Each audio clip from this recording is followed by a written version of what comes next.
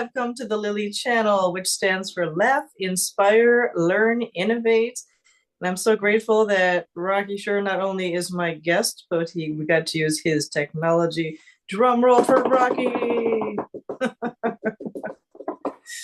He's going to help me educate and entertain some of you today on one of my favorite topics related to ADHD, because this is ADHD Awareness Month.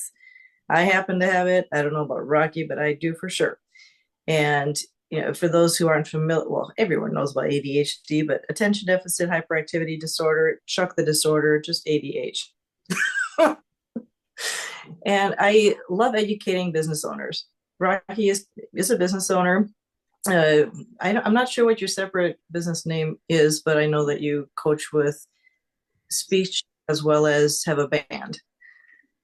So, yes, Rockin' Results is the full business title.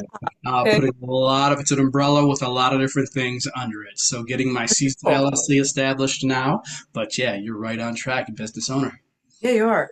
And so many people with ADHD have businesses or either work in the sales part of a company, so they're always out there networking.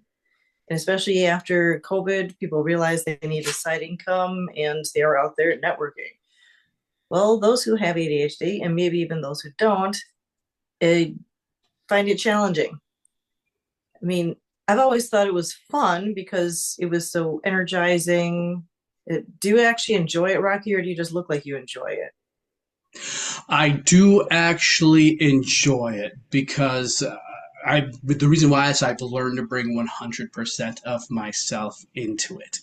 And when I can do that, it really helps me pivot and navigate the situation versus if I came in with a one-track focused mind. It wasn't all over the place.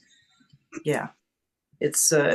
It can be daunting if you're in a room full of people you've never met. Even if you are a people person, it can still be daunting. And I've been tongue-tied, believe it or not, but I love the meaning of the people of the different flavors. I love the different backgrounds. But yeah, you get to a point where it's your turn to say what you do or to ask people about them, and then it's going, where is there a rule book or what do you do? And sometimes it turns into verbal vomit. Now, Rocky and I met each other through Power Talk seminars, and he did an amazing job as an MC for one of the Zoom meetings. And during that, he was talking about networking and how to not verbal vomit. Could you speak on that again? Because he did such an amazing job. Yeah, I would love to. Let me say one thing right off the bat. Do I have ADHD? I don't believe I do. I don't want to be a person who cracks the joke that I have ADHD because I know it's something people struggle with. So I don't want to be disrespectful there. But what I can relate to is really coming into every single situation with a crazy mind. I can pay attention for about 5 minutes, but whether it's something they say or something that's in the back of my mind, I zoom off. I always want to do other things. It's very hard to stay engaged for a while. So again, I am not going to say that I have ADHD because that's something I just don't know if I do, and I do not want to disrespect anyone watching, but I can somewhat relate to the struggle. So, how have I made this work for me? And what did I bring up? I love how you said a rule book because it's a mistake we all make. We go into situations thinking there's a rule book. There's a way things are supposed to be done. Maybe that's a spin-off from what we've been doing all life in terms of trying to fit in. We think there's something to fit into, and the older we get, we realize there's no such thing as normal. No, You're you're right. simply, you go into a situation to get a result and then you get out. So how to do that is to ditch the mindset of a rule book. During the MC session that you talked about, I notice a lot of people go into networking events or job. Anytime they're talking with other professionals, they always front load and lead the same way, which is, hi, I'm Rocky. I'm in the IT industry. I'm a scrum master. I help coach teams on how to produce more valuable things quicker. And they load up all this technical information, hoping that all those bits and pieces will put them in a position to help someone. And it's not a terrible conversation. There's bits and pieces throughout there, but we don't know what those bits and pieces are yet. So rather than front loading with everything that we do, everything we think we're supposed to say because we think there's that rule book, come into conversations with your wants. What do you want to get out of this? What does the other person want to get out of this? And then hit them with the needs. Okay, yeah, you want this, but what do you need to get there? So if you can go in with the wants and needs, you've immediately struck. You've given yourself something that you can grab onto quickly. So if your attention span is this small and you tend to zoom off into something else, you've gotten yourself into a position where you can latch on to how to help each other very quickly without front loading all of this information and putting it all up front. And the helping each Am other. I getting at the nature of what you're asking? Yeah, I say for the most part, yeah, you say the helping each other part is key because if you're going to a networking meeting solely for yourself, then you're going to have a hard time. You definitely want to have some clue about what you're looking for, but it does take time to find it, and the people you find it from aren't necessarily the ones that you think will be giving you the help with it. So for example, realtors seem to know everybody, but it doesn't have to be a realtor who will be a referral partner. Are you familiar with referral partners? Yeah. Yes. And I don't think there's enough education around referral partners, which is why I talk about that so much. But how do you go about introducing yourself so that you don't sound like you're spewing your whole life story in 2 minutes? One quick way to do that is Oops. don't try to sell them on something right away. Ask them who they are, find out what they want to do, and then see how you can help them.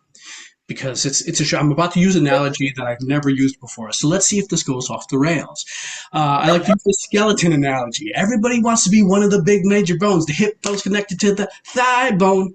But what you really want to be is the cartilage. In that moment, when two things are coming together, what is it that really helps them join? What is it really helps them work together? It's that cartilage in between. The cartilage needs to move. The cartilage needs to shift to allow those two big pieces to come together. And in your first conversations, you need to be like that cartilage. You need to zoom on, okay, what is this big piece? And this big piece, how do we come together?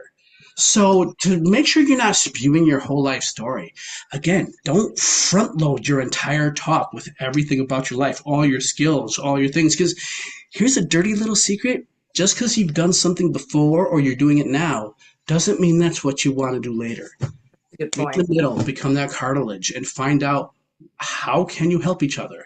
Not in the future, right now, in this very moment. What are you trying to do? And then ask, listen. And even how about asking what they like to do for fun? That kind of throws people.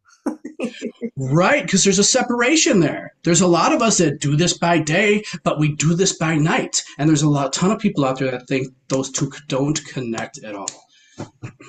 Yeah, in fact, I love it when you say that you bring your whole self into every situation. It's not like, oh, I know Rocky in this situation. I've never seen him like he does music, but he never talks.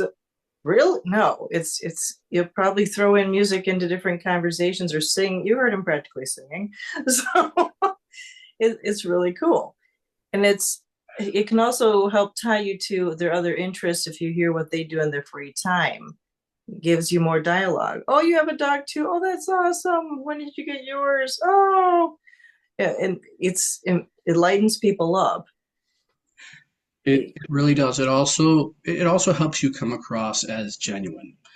Because let's face it, I think a lot of us have been there, and some of us prefer it there, where this is my work self, this is my free time self, this is my school self, this is my, if you're part of different clubs like Toastmasters, this is my Toastmaster self. And we keep ourselves separated because we think it gives us focus. And if you like to do it that way, by all means, if it works for you, do it. But when you bring 100% of yourself to the table, you really come off as genuine because no one's that perfect.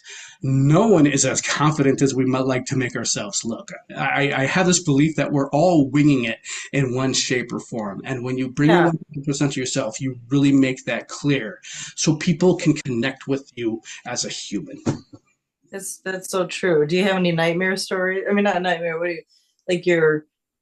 Do you remember doing any introducing of people or meeting people, or you're just going,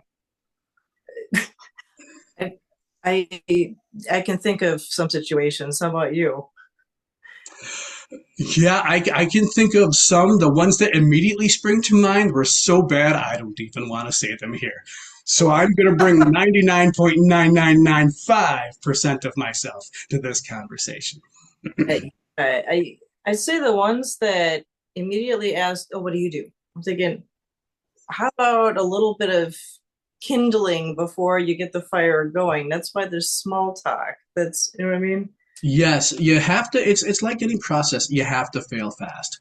It's a myth to think you are going to get along with or be able to help every single person you meet. Some things really do have to go bad, so you realize, oh, you either learn something from the mistake, or Yeah. you say to yourself, you know what, this relationship is never going to fly. It's more important for us to move on to people who can help each other a little bit more. Some conversations are going to fly, some are going to die, and it has to be that way. I think it's actually the way they respond to you says more than what their industry would, in the sense of even if they seem to be in a role where they would meet anybody who could be your customer. Once again, that poor realtor that I keep bringing up. If the person, let's say the realtor is one who is just not talkative or doesn't ask you anything about yourself or doesn't share any information, I would think, well, then how are they going to pull out other people's needs if they can't even, all they know is the ins and outs of homes instead of people? You know what I mean? So you figure out, I think, rather quickly, okay, this person, I'm not even going to be able to help this person regardless whether they can help me or not because there's no communication going. And then how would you exit a conversation quickly? Yeah, number one, show that person grace and show that person patience. You may not you may not connect on that very first conversation. You may be two very soft spoken people, so that spark never happens. But you don't have to waste your time being in that conversation either. Again, make the connection. Hey, establish proximity. If you ever need help, I'm here to help you. But, Mm, get that result. The result is what you're after. So the result is we've made the connection. We don't know how we can help each other right now. It's yeah, it's time to move on. Don't worry about judging it, but create the connection, maintain proximity, and at some point in the future, your worlds may bring you back together, and now you really can help this person. You know more about them. There's more context to the situation, and you figured out how your styles can work together.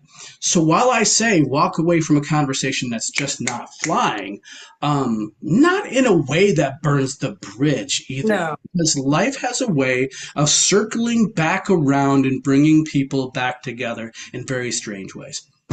that's very true. I think if as long as they're friendly, even if as long as there was some sort of connection, I would just say, "Oh, could I take your information in case we might be able to help each other someday?" Sure, here, awesome.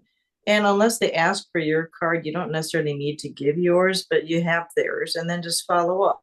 Now, if they looked bored or never smiled, then I would just say, "Hey, thanks for your time. It was great chatting. I'm gonna go meet with whatever, whatever." You know what I mean? Or Right. we're supposed to mingle, so let me give you that chance. You know what I mean? Exactly. And it could be a hidden gem in the rough. I will tell you a micro story. I and my good friend Jeff, I'll leave his last name out of it.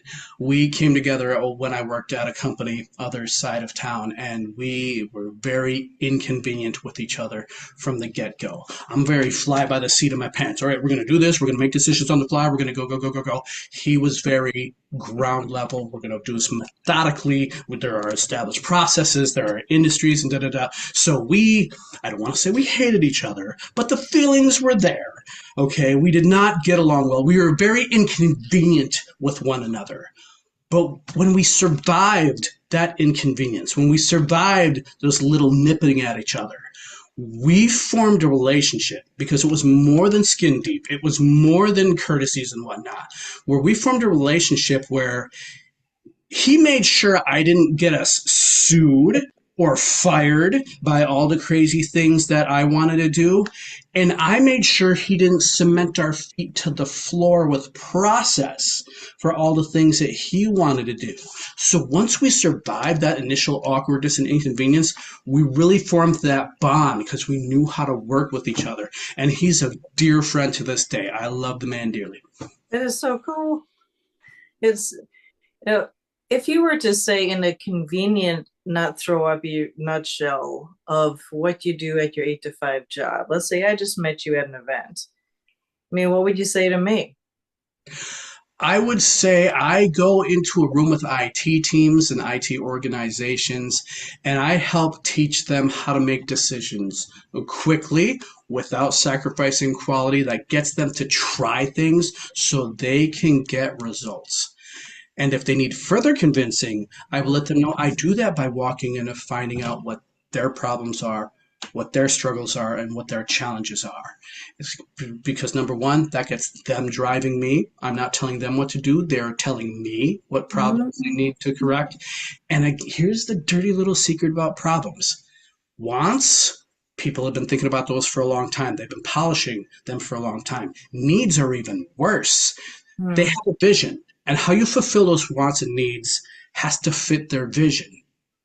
But problems, if you can knock out a problem for them, as long as it's legal and no one gets hurt, they don't care how you did it. What So kind, what that's was what I tell people, and that gets me in the door. Yes, Lily. smooth? Sorry to interrupt. That sounds really comprehensible. Yeah, understandable. And what kind of problem might you encounter since the only connection I have with the IT is taking away electronics for recycling, literally. The number one problem, this is an area where people overthink all the time. The number one problem organizations have is people take too long to try something. Remember those conversations where I talked about where we front load them and overload them with details and details and details? They fall for the myth that something's going to be good the first time. So they get in these conversations. Oh, we have this problem. What should we do? And they go, okay, what's all our options? What's the best options? What's good options? And what's bad options? And none of them disagree because all of them have organizational scar tissue. And there's 101 reasons why people think something isn't a good idea or is a bad idea. And throughout the hours, weeks, days, months that they go through this conversation, they haven't tried anything. Oh wow. And what they're forgetting is that everything you're talking about is all theory unless you try something and it either flies or it dies. Once you've actually tried things and you start that ball rolling, now you're getting real results. You're making real progress. So that is the number one issue, is really getting people to be at peace with knowing, hey, this is a rough draft of an idea, rough draft of a process. We need to try it to see how good it is. Try it, see what happens, make it better. Boom, boom, boom, boom. Then they start delivering. Then they start living in the real world versus in conference rooms having theoretical conversations. Jeez. It kind of reminds me of, so you plan something, you do it, you check it out to see how it works, and then you adjust your ways. PDCA, which is sort of an engineering term. But yeah, and I think it matches up with trying things out with networking. Exactly. You got to try something before you know what works. More importantly, you got to try something before you know what works for you because there Yeah, is no rule book. and it can change according to the situation you're in. I mean, you get a feel for the room and for the people, and there's nothing wrong with saying, "Wow, I'm uncomfortable here today." No chance. Absolutely nothing wrong. It's called being human. There's nothing wrong with it. And if some people don't like it, that's your filter. That's how you know, okay, I am not going to work the best with these folks, at least not right now. That's So be the point. 100% to yourself, 100% honest. Maybe not the F word. The world isn't ready for that one yet. But, again, Yeah. bring 100% of your self to the situation and let it filter out what's not going to naturally connect. Now, you also coach people on their speeches. Yes. Talk more about that if you could. Yeah, absolutely. There's, along with everything we just talked about, all the same concepts apply. The biggest thing I teach people is not to let everything rely on the words. words. When people create speeches, people create presentations, they think they have another myth is that if I say the right words, that it will even Mm, incite this emotion. I'm losing my words here. Not good for a speech coach. But here's the thing people, yes, people reciprocate your words a little, but what they mostly reciprocate is your energy.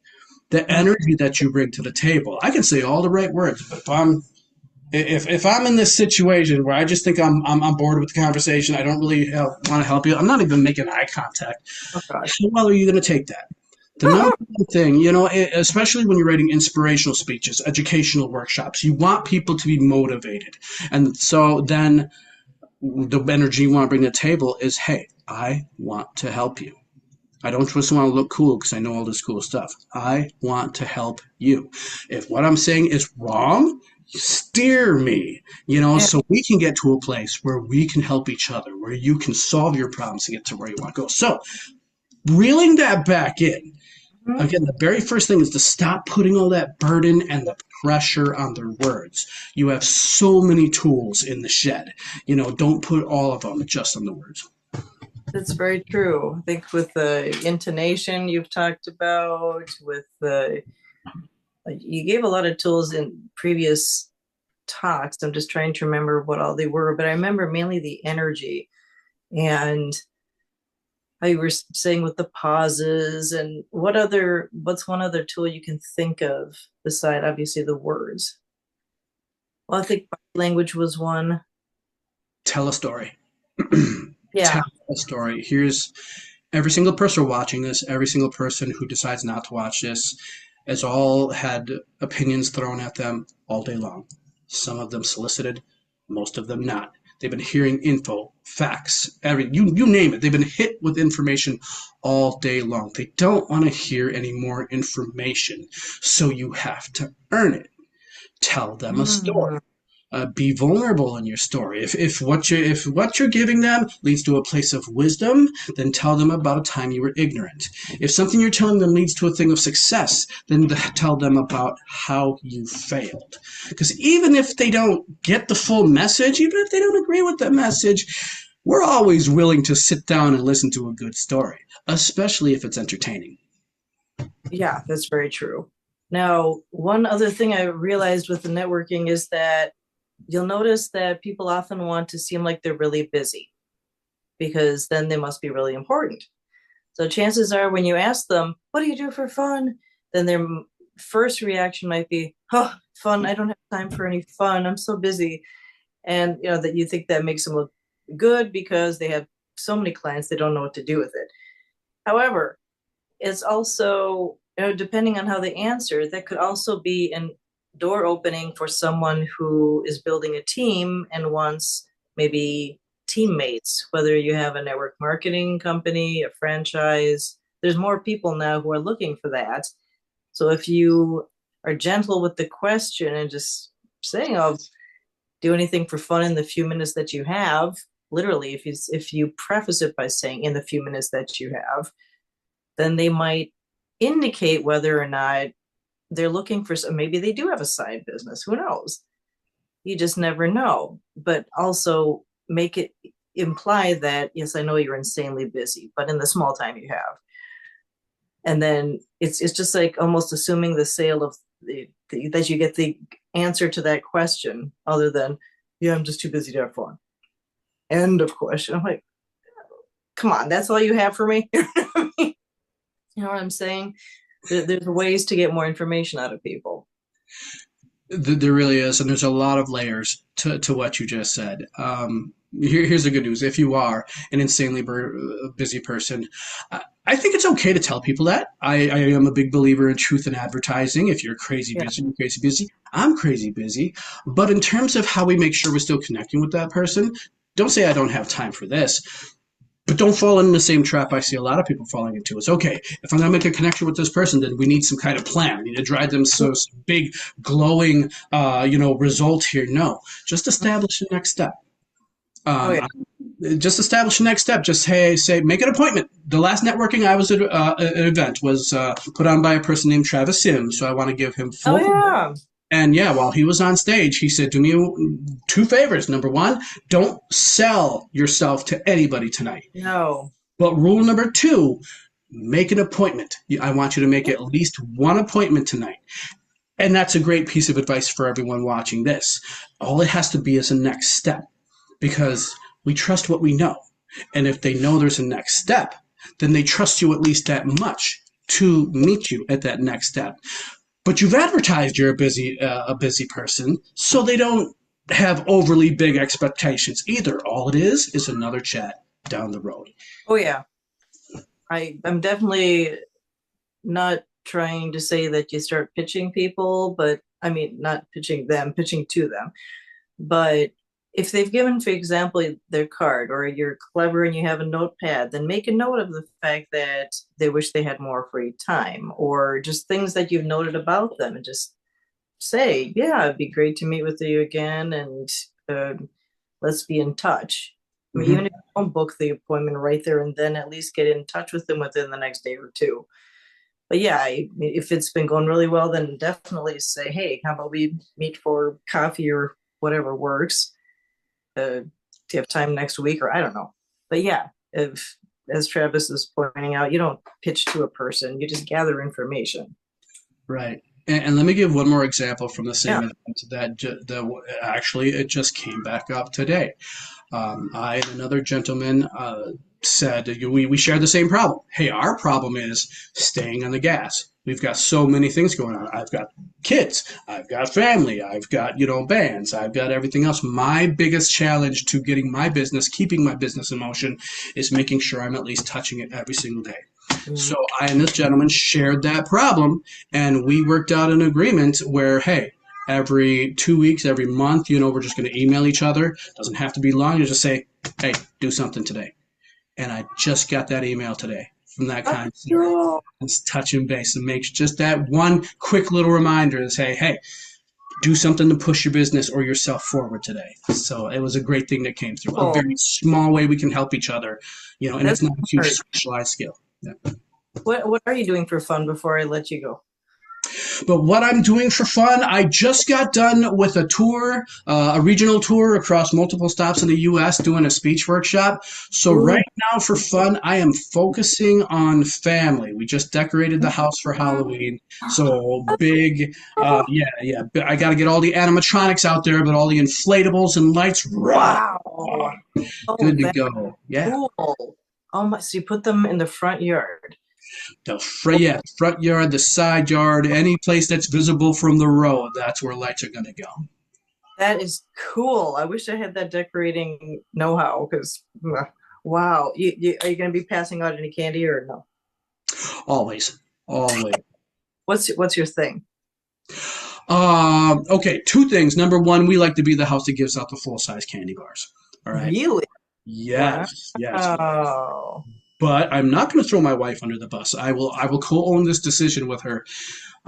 Couple years in a row, she decided, you know what, we'll just leave the bowl out front. We'll do the honor system. And no, that's not working out well. So this year, one of us will be staying home to make sure only one at a time is getting passed out and someone doesn't put the whole bowl Oh in my there. God. So, Oh, yummy. yep. So that's the current strategy. We'll see if it flies or dies. Oh my God, I like it. I would be tempted to look at the candy store in where, oh my gosh, the world's biggest candy store is someplace in Oh, Jordan. Jordan. Jordan, yes. That would be amazing. Granted, I don't know if they carry big bags of it, but anyway.